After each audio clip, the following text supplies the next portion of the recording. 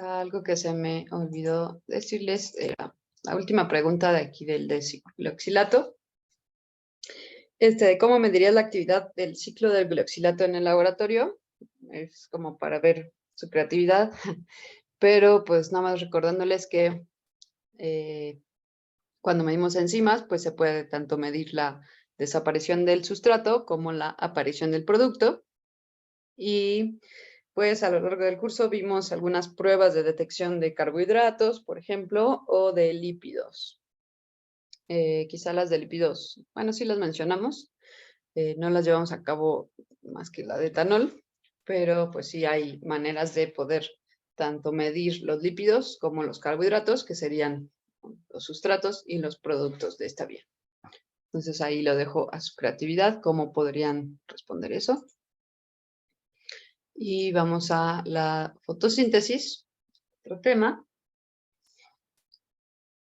que pues ya lo vieron con la profesora Lilian. Voy a hacer una breve recopilación, bueno, más bien repaso. Bueno, entonces la fotosíntesis también se conoce como la fosforilación impulsada por luz y va a ser el proceso de captación de energía solar y su conversión a energía química. Por eso es fosforilación impulsada por luz. La reacción que se lleva a cabo en esta fotosíntesis se resume como 6 moléculas de dióxido de carbono más 6 moléculas de agua, más fotones provenientes de la luz solar, van a generar glucosa y oxígeno. Dioxígeno porque son 2 moléculas de oxígeno. Y bueno, esta va a ser la fuente fundamental de casi toda la energía biológica y por eso es que a los organismos fotosintéticos se les conoce como productores primarios y están en la base de las cadenas tróficas, ya que son de los pocos organismos autótrofos que pueden generar su propio alimento y sirven para los demás que somos heterótrofos y podemos así generar alimento a partir de los autótrofos. Bueno, datos interesantes, el 50% de oxígeno se produce por el fitoplancton en los océanos y el demás por plantas y algas y bacterias de cuerpos de agua dulces y bueno, de bosques y plantas, ¿no? Y existen 3 formas de síntesis de oxígeno en la naturaleza. Por fusión atómica entre helio y carbono, o evolución química, pues eso ocurre en las estrellas. Por fotodegradación de óxidos presentes en la atmósfera, sobre todo por la actividad volcánica, como óxidos de azufre, dióxido de carbono, vapor de agua. Y esta fotodegradación se induce por los rayos UV. Los rayos UV son los que van a romper esas moléculas y forman este oxígeno. Y el tercero, que es la principal vía por la que se obtiene oxígeno aquí en la Tierra, sería la acción de fotosíntesis de bacterias, cianobacterias y, bueno, plantas. Vemos aquí a la derecha un esquemita de cómo la energía solar llega a las hojas de las plantas que van a transformarlo en energía y también en azúcares y liberan oxígeno. Bueno, la fotosíntesis no siempre ocurrió en el planeta, se desarrolló hace un par de miles de millones de años, pero bueno, también justo con el desarrollo de esta vía metabólica, cambió drásticamente la atmósfera del planeta Tierra, ¿no? Entonces aquí hay 2 artículos interesantes sobre el origen del oxígeno en la atmósfera terrestre y pues la fotosíntesis y cómo esta vía influyó en cambios en la atmósfera. Aquí tenemos unos estromatolitos que son como fósiles vivientes, son consorcios bacterianos que llevan a cabo fotosíntesis y se forman estas columnas. Estos están en Australia, pero aquí en México tenemos también en 4 ciénegas y pues se llaman que son fósiles vivientes porque son reminiscencias de comunidades que existieron hace miles de millones de años y fueron las primeras comunidades que empezaron a hacer fotosíntesis. Ahora, ¿por qué digo que cambiaron la atmósfera? Bueno, pues recordarán, no siempre la atmósfera, ahorita actualmente la atmósfera que tenemos en la Tierra es una atmósfera principalmente oxidante, tiene alrededor de 20-21% de oxígeno, lo cual la hace oxidante, pero no siempre fue así. Antes aquí vemos en los recuadros de la derecha, aquí vemos cómo han cambiado la composición de la atmósfera.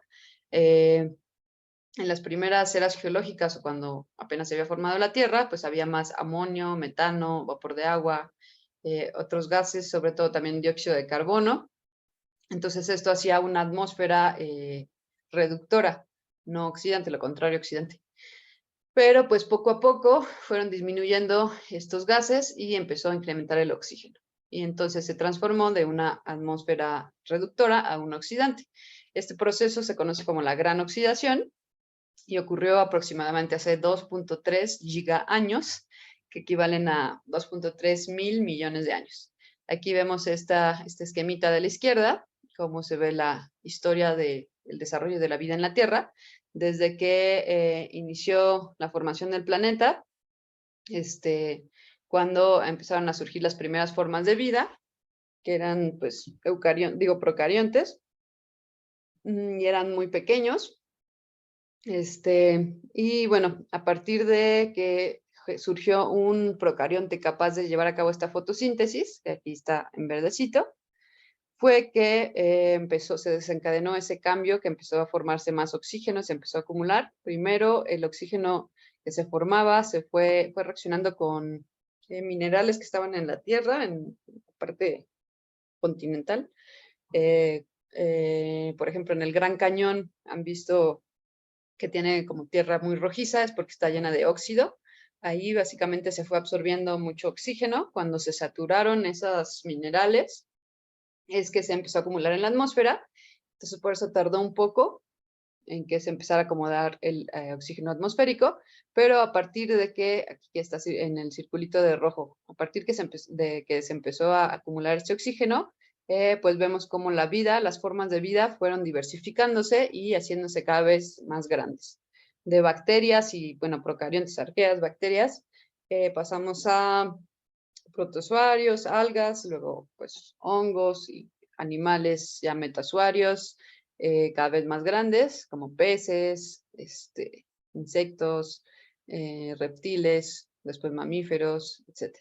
Y bueno, algo importante, por ejemplo, cuando estaban los dinosaurios, aquí en la parte de arriba, de la derecha, pero arriba, vemos cómo ha cambiado el nivel de oxígeno en la atmósfera. Desde que empezó la fotosíntesis fue incrementando. Y luego aquí en el número 5 hay un pico de oxígeno. Esta parte pues fue más o menos así cuando en el Cretácico, me parece, cuando estaban los dinosaurios y había, sobre todo en el periodo carbonífero, si recordarán, no sé si ya llevaron paleobiología, pero bueno, el carbonífero fue una era geológica donde había grandes extensiones de bosques. Estos bosques pues hicieron, a incrementar la cantidad de fotosíntesis, pues también incrementó el oxígeno, y por eso aquí, en esa época, había más oxígeno que el actual, de 20, ahorita estamos como en 21%, en esa época creo que llegaba como a 30%, y justamente ese exceso de oxígeno permitió que hubiera pues organismos tan grandes como los dinosaurios o los insectos que eran de mayor tamaño. Y bueno, también esos organismos tienen ciertas adaptaciones para poder usar más efectivamente el oxígeno. Y bueno, entonces gracias a ese exceso de oxígeno había como se permitían formas más grandes de organismos. Y bueno, regresando ya a la fotosíntesis, bueno, recordarán que se divide en dos fases, en la fase luminosa y la fase oscura. En la fase luminosa se va a generar energía química y poder reductor, y en la fase oscura se forman ya los azúcares, otras moléculas como aminoácidos, y se utiliza el poder reductor que se generó en la primera. Bueno, esta vía ocurre en los cloroplastos de las plantas, que van a ser organelos de 3,5 a 10 micrómetros. Y bueno, así son los cloroplastos, plástidos. Cloro significa verde en griego, entonces por eso son como cuerpos verdes. Porque, ¿y qué es lo que le da ese color? Pues sería principalmente la clorofila, que es uno de los pigmentos, bueno, el principal pigmento que tienen las plantas y que permite esta captación de la luz solar. Bueno, Los cloroplastos tienen dos membranas, una membrana externa y una membrana interna. Eso también pues hace reminiscencia a su origen endosimbiótico, que como el ancestro de los cloroplastos fue un procarionte, así como las mitocondrias, también los cloroplastos. Y bueno, tienen dos membranas y en el interior tienen estas vesículas que se conocen como, está mal, denominadas tilacoides, que se agrupan en formas de pilas, que se conocen como granas o grana, y es donde se llevan a cabo las reacciones luminosas. Luego tenemos el estroma, que es la fase acuosa, como el citoplasma del cloroplasto, y en el estroma van a estar las enzimas y componentes necesarios para llevar a cabo las reacciones de la fase oscura.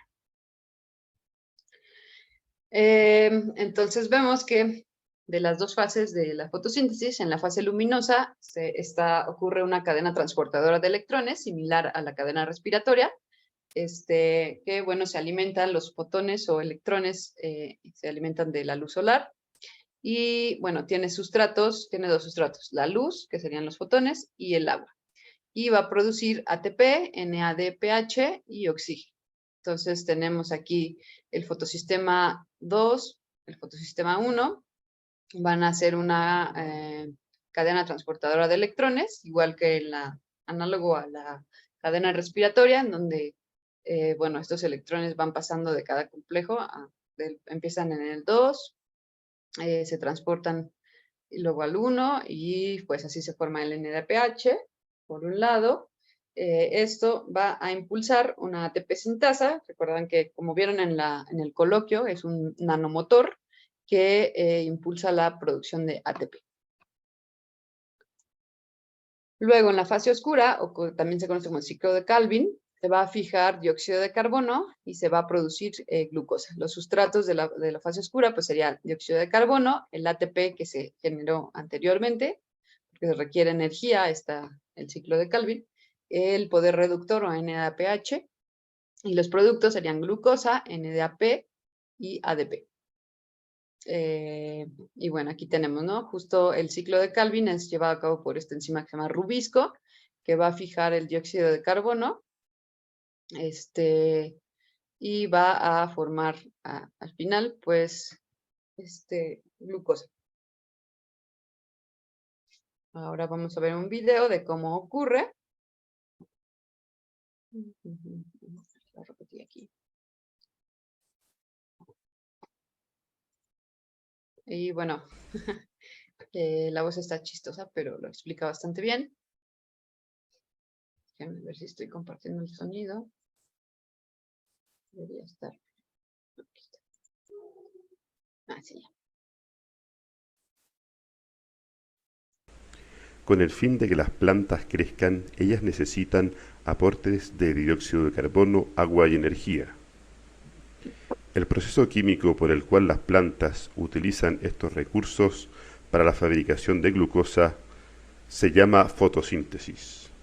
En el proceso, el oxígeno es producido como un subproducto. La energía para la fotosíntesis se origina en el Sol y llega a la Tierra como luz solar. Esta luz se comporta tanto como onda y como partícula. Las partículas o fotones son las unidades de luz más pequeñas. Los fotones oscilan a lo largo de un camino que se mide en longitudes de onda. La luz emitida por el Sol contiene los fotones y un amplio espectro de longitudes de onda llamado espectro electromagnético. Los organismos fotosintéticos utilizan solo una pequeña porción del espectro electromagnético llamado luz visible. Los organismos fotosintéticos contienen pigmentos que facilitan la captura de longitudes de onda de la luz en el rango de luz visible. El color del pigmento proviene de las longitudes de onda de luz reflejada. Las plantas son de color verde, ya que reflejan longitudes de onda de luz amarilla y verde. Así es como Juan Carlos Baudelaire. Las longitudes de onda de luz roja y azul son absorbidas por estos pigmentos y proporcionan energía que se utiliza en la fotosíntesis.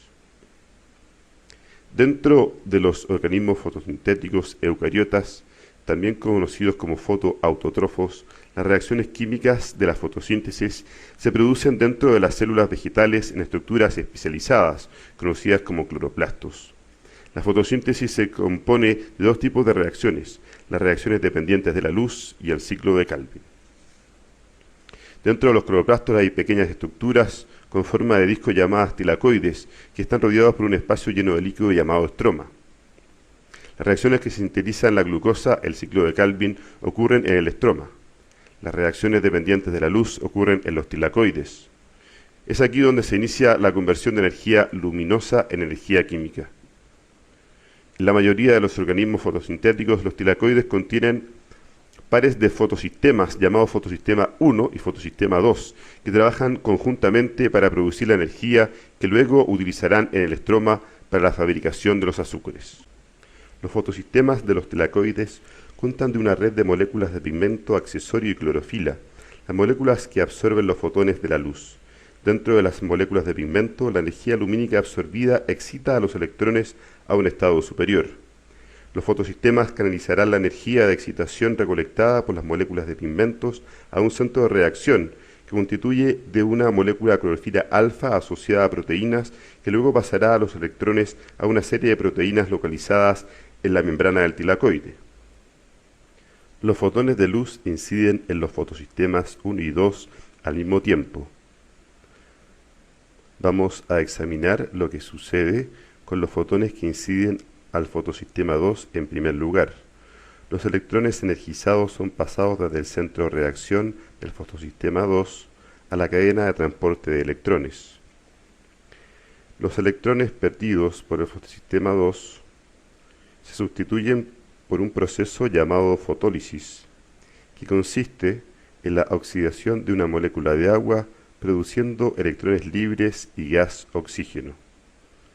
Si bien este gas es un subproducto de la fotosíntesis, también es un ingrediente importante para las vías de la respiración celular.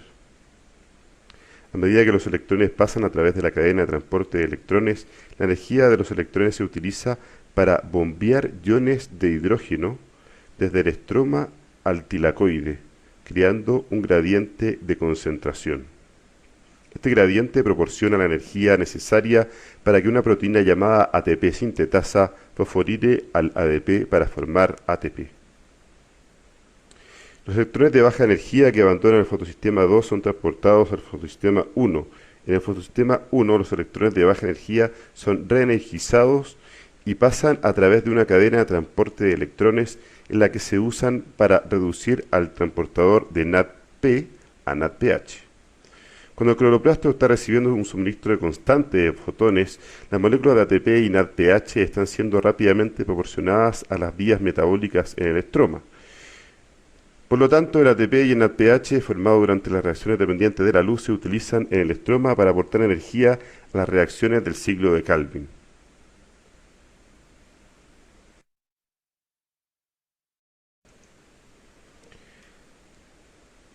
Utilizando energía del sol, junto con aportes de agua y dióxido de carbono, las plantas actúan como fábricas de glucosa. Los organismos fotosintéticos son los principales productores de glucosa en el planeta. También producen oxígeno como subproducto y así sirven como una base para la vida, suministrando alimento y oxígeno para las cadenas alimentarias complejas tanto en la Tierra como en los océanos.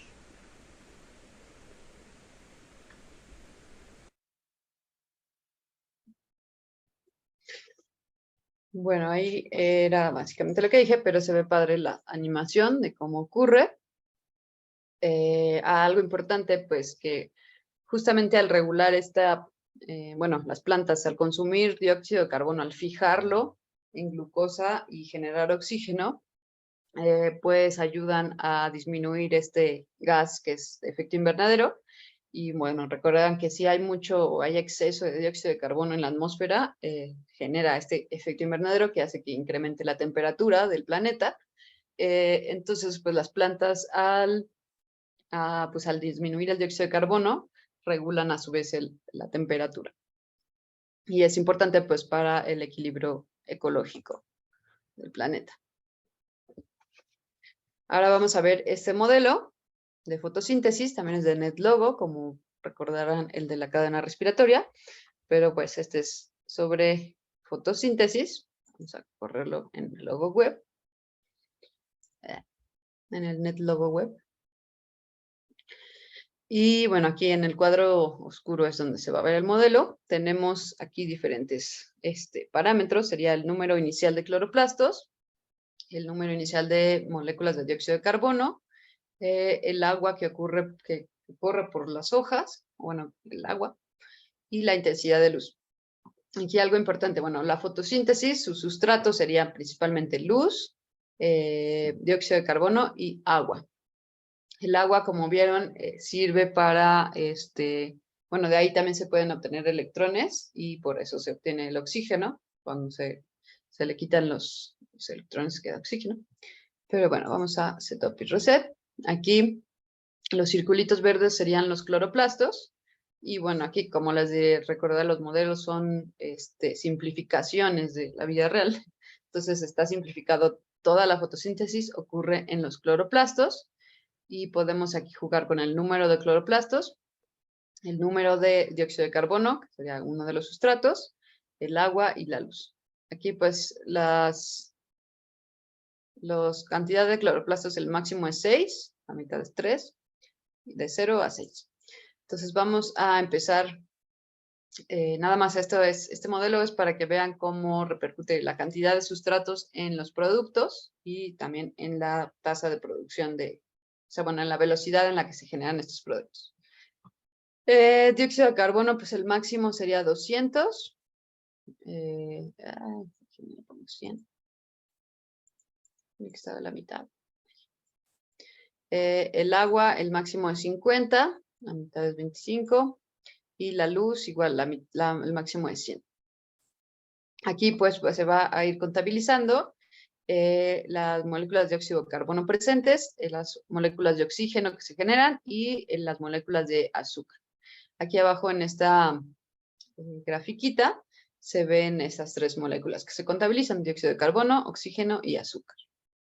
Y tenemos acá de este lado pues la nomenclatura, la luz serían estas flechitas, la molécula de agua serían acá, este círculo rojo que es el oxígeno con 2 hidrógenos que son los blancos, el dioxígeno o molécula de oxígeno que son 2 oxígenos, el dióxido de carbono que sería pues un carbono y 2 oxígenos, y la glucosa, son 6 y 6. 1, 2, 1, 2, 3, 4, sí. 6 carbonos, 6 oxígenos y 12 hidrógenos, ¿parece? Entonces, bueno, vamos a correr el modelo así como está. La mitad de cloroplastos, la mitad, bueno, todos los parámetros a la mitad. Vemos cómo llega la luz, empieza a incidir en los cloroplastos.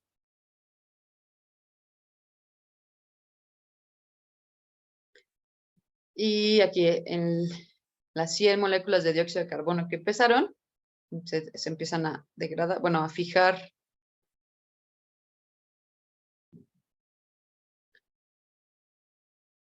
Empieza a decrecer el dióxido de carbono, el oxígeno empieza a aumentar y después de un rato se empieza a producir el azúcar.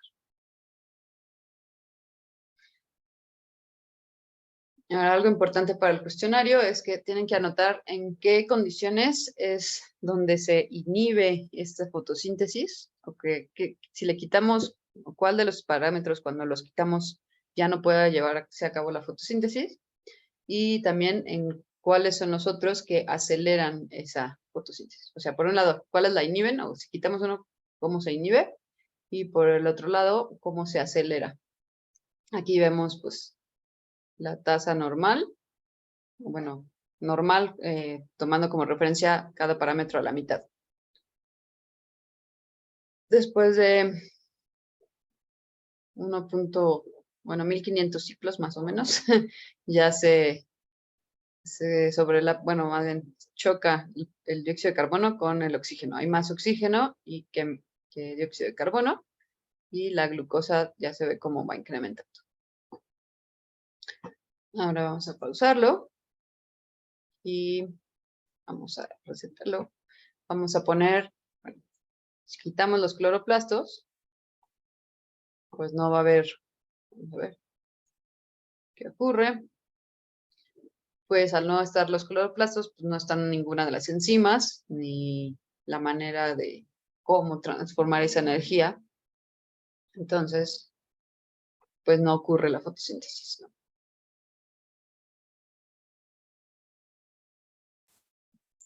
Le voy a acelerar. Digo, se quedaría igual. No hay transformación de sustratos. Todos los sustratos permanecen.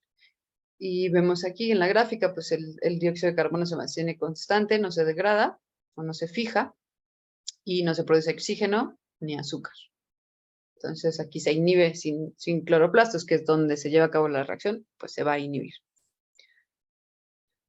Ahora regresándolo a 3. ¿Qué pasa si no hay dióxido de carbono?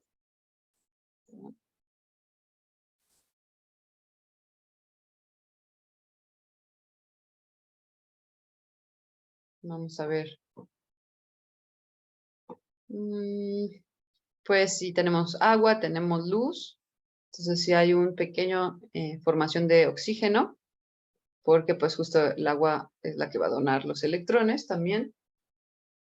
Más bien, perdón, los protones para la cadena respiratoria. Entonces sí se genera oxígeno, pero pues al no haber dióxido de carbono, no hay azúcar.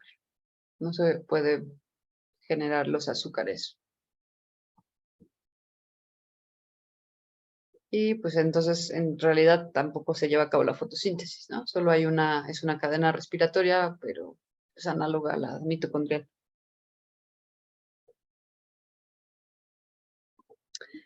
Ahora lo regresamos a 100. Y vamos a ver qué pasa si quitamos el agua. Digamos en una planta sin agua, ¿qué ocurriría? Están ahí las dióxido de carbono, los cloroplastos.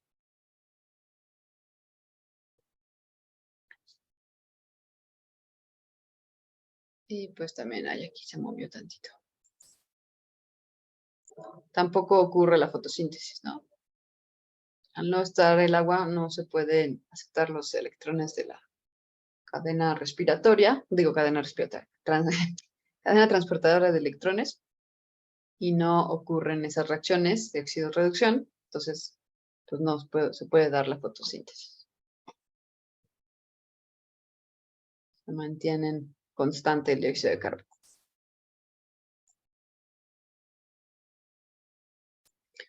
Por último, bueno, vamos a quitar la luz. Y pues entonces, como verán, pues la luz es uno de los sustratos para que ocurra la fotosíntesis. Entonces, si se perdiera la luz solar, pues las plantas no podrían llevar a cabo esta reacción. Y justo por eso con los dinosaurios, después de que cayó el meteorito, hubo una nube que tapó la luz solar, entonces paró la fotosíntesis y por eso hubo una gran extinción. Bueno, aparte de pues, los daños del meteorito, ¿no? Pero bueno, entonces si quitamos cualquiera de los sustratos, ya sea dióxido de carbono, agua o luz, pues se inhibe esta fotosíntesis.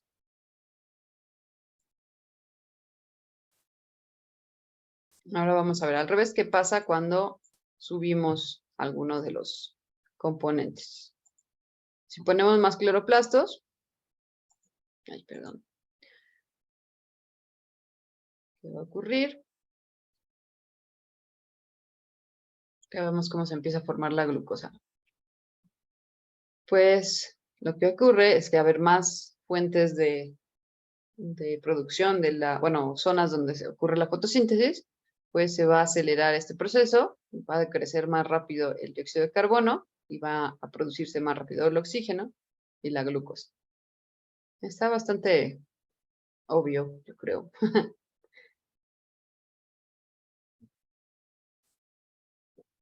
Y bueno, comparado a donde estaban la mitad de cloroplastos, pues está mucho más acelerada donde está la intersección entre producción de oxígeno y decremento del dióxido de carbono, se da antes de cuando teníamos menos cloroplastos. Ahora, si nosotros ponemos el doble de dióxido de carbono, ¿qué ocurriría?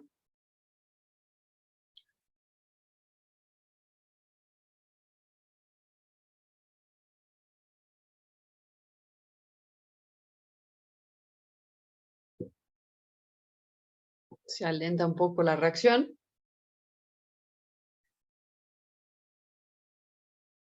Y sí ocurre, se empieza a degradar, pero tarda más, está como saturado de dióxido de carbono, pero llega un momento en donde pues sí, se empieza a degradar y se produce más oxígeno,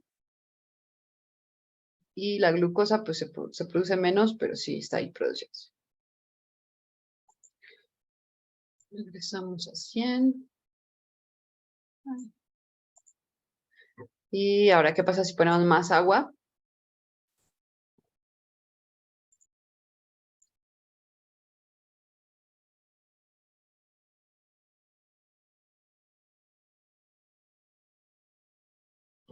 Vemos cómo esta fijación del dióxido de carbono ocurre todavía más rápido que cuando había más cloroplastos. Como que al poner más moléculas de agua, se acelera la cadena de transporte de electrones, y entonces se produce más ATP. O sea, bueno, se produce ATP más rápido, se acelera esta producción de azúcares. Por eso, pues cuando riegan una planta más seguido, bueno, sin ahogarla, claro, pero bueno, cuando tiene una buena disponibilidad de agua, la planta va a pues crecer mejor, tener hojas más grandes, y al poder tener este exceso de energía, pues lo puede utilizar para formar más productos, más azúcares, y estar pues más grande.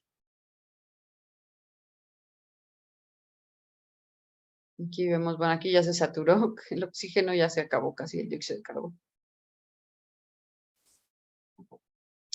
Por último, ¿qué pasa si subimos la luz al máximo? Aquí, bueno, en este modelo, pues no, al estar simplificado no ocurre nada, más que se acelera también. Se aceleraría también, ¿no?, la fotosíntesis al tener más luz, es como más fotones que alimentan esta cadena de electrones, a su vez la producción de ATP, y pues se acelera la producción de glucosa. Si bien como solamente hay un número limitado de dióxido de carbono, no se puede producir glucosa en tanto exceso, pero la justo fijación bueno, más bien degradación del dióxido de carbono y la producción del oxígeno sí se acelera. En la vida real, pues una planta tiene cierta capacidad de obtención de energía lumínica, porque pues los rayos solares, si bien son necesarios, también pueden ser dañinos, también queman a la planta. Entonces, en la vida real, pues no es así como que más luz, mayor producción, porque puede dañar a la planta. Aunque bueno, las plantas que están, por ejemplo, en el desierto, tienen ciertas adaptaciones para aguantar más. Bueno, el metabolismo CAM, que no mencionamos, pero también tienen ciertos pigmentos que los protegen de los rayos UV, también ayudarían. Entonces, vamos a regresar a la presentación, ya para terminar. ¿Qué les iba a comentar? Ah, sí, que bueno, si bien el principal pigmento que se utiliza en la fotosíntesis, pues es la clorofila, que es el color, lo que le da el color verde a las plantas, pues también se pueden usar otros pigmentos. Algunas plantas, cuando están en comunidades que hay demasiadas plantas y compiten por estos fotones, pueden tener coloraciones, otros pigmentos como rojizos, por ejemplo, que les permite también utilizar otras longitudes de onda para hacer fotosíntesis, y si bien no son tan eficientes, pues también sobreviven con esos. Bueno, aquí vemos los resultados. La condición normal pues ocurre aquí, ¿sí? Más o menos a los 2000 ciclos es donde se intersectan la producción de oxígeno y la degradación de dióxido. Si no hay cloroplastos, pues vemos que se inhibe, no ocurre la fotosíntesis. Si no hay dióxido de carbono, se produce una cantidad basal de oxígeno, pero no hay azúcar, no ocurre la fotosíntesis. Si hay exceso de cloroplastos, pues es muy similar a la condición normal, está un poquito desplazado la intersección, entonces se acelera un poco esta reacción. Cuando hay exceso de dióxido de carbono, ocurre más lenta porque se satura el sistema. Luego vemos por otro lado, si quitamos el agua, pues no va a haber, tampoco va a haber fotosíntesis, se inhibe. Si no hay luz, igual se inhibe porque no hay fuente de fotones que alimenten la cadena respiratoria en fotones. Y sin agua, pues no hay donador de protones para la cadena de transporte de electrones, entonces también se inhiben.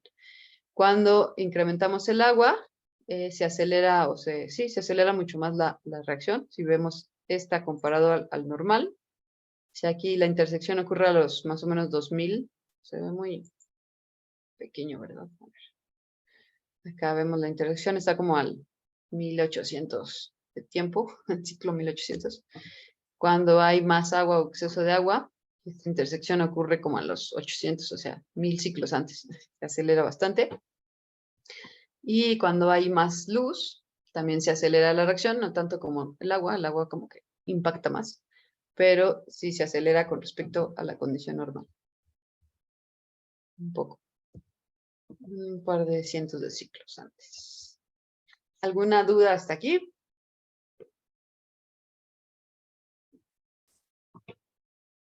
Les muestro el cuestionario. Es este.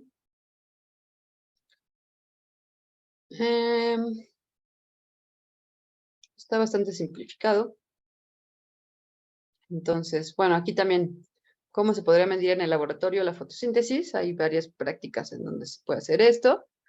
Recordarán que pues tenemos también bueno, volviendo a lo de que se puede medir tanto la desaparición de los sustratos como la aparición de los productos, pues hay un electrodo de Clark o oxímetro que permite medir la cantidad de oxígeno. Eso pues podría medirse cuánto oxígeno se produce en una reacción. También hay un sistema en donde se pone un tubito de ensayo con agua y una manguera y entonces si se produce oxígeno se empieza a llenar de burbujitas. Esa sería otra opción. En cuanto a dióxido de carbono, pues, ¿cómo se podría medir? Está más complicado. Creo que el oxígeno sería más fácil.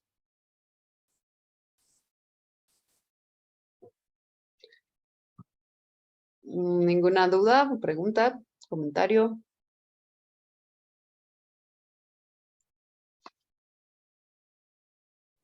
No, todo bien. Ok, bueno, entonces creo que terminamos muy antes la clase. Si pueden, aprovechen el tiempo que queda para responder los cuestionarios. Y en estos días voy a subir como las calificaciones para que por si tengan dudas y para que vayan viendo la calificación que tienen, independientemente de que entreguen más tareas, que pues ya el corte de calificación sería el fin de semana, o sea, al máximo el sábado pueden entregar todavía tareas para que ya les diga la calificación final. Bueno, entonces si no hay nada más, pues hasta aquí quedamos hoy la clase. La próxima clase va a ser déjenme pongo el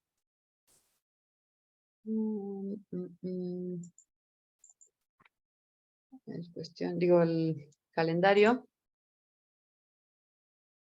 Sí, voy a subir un pequeño artículo, son 2 páginas. It's the Metabolism Stupid, que trata de pues, la importancia del metabolismo en las células.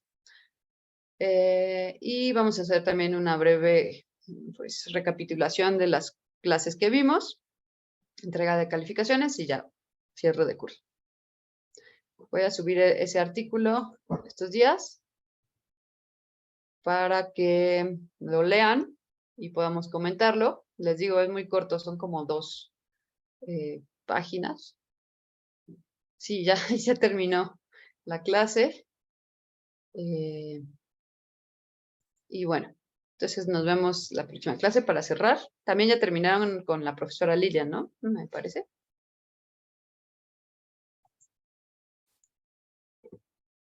Y Sí, bueno, profesora.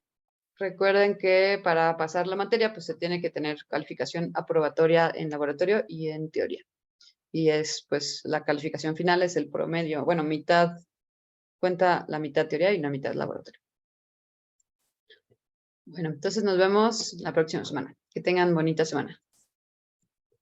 Bonita semana, profesora. Hasta luego. Gracias. Gracias, maestra. Bonito día. Sí, los cuestionarios van a estar hasta el sábado. Ya, pero de preferencia, pues, el viernes los contesto. Nos vemos.